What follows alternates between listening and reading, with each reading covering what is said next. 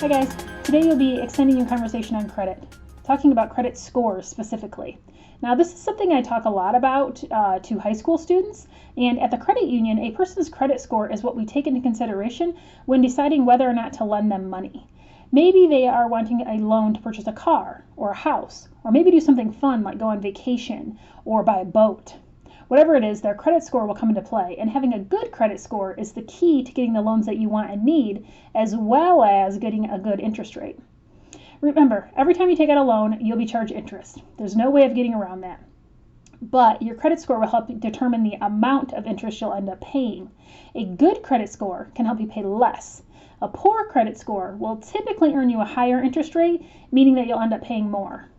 For example, if you need to borrow $1,000 to buy a new computer and books for college, if you have a good credit score, you could get a loan with an interest rate of 3%. If you have a not so great credit score, you might get a loan with an interest rate of 8%. Both those numbers, 3 and 8, seem fairly small, but when it comes to how much you'll have to pay for that loan, it can be significant. Remember, when you take out a loan, you're borrowing money. It has to be paid back. So in either situation, both borrowers will have to pay back the $1,000 that they now owe.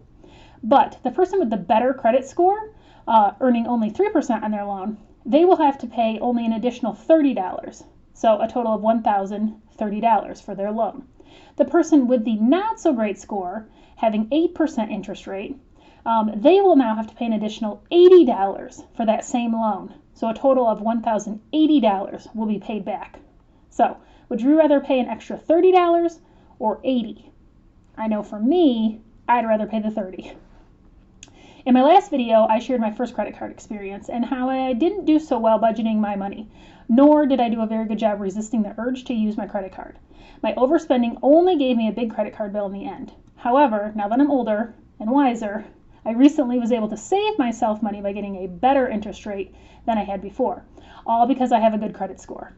My husband and I built our house about 8 years ago. At that time, our mortgage, a loan for our home, had a 4% interest rate. Recently, mortgage loan rates have gone down. We decided to look and see how much we could potentially save if we refinanced our house. So that basically means that we get a new loan for the same house, but with a better interest rate. And because our credit scores were really good, we got a new loan with an interest rate of 1.5%.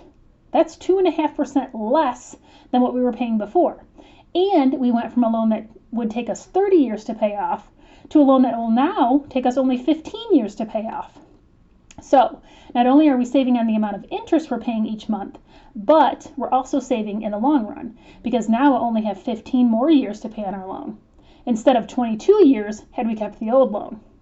That breaks down to about $80,000 in savings. Do you know what I could do with $80,000? I could help my kids with college expenses for sure. And with our house paid off earlier than expected, maybe I'll be able to retire a little bit earlier. We'll see. All right, that's it for me today. I'll see you again before your next lesson, where we'll talk about insurance and risk. Talk to you soon. Bye.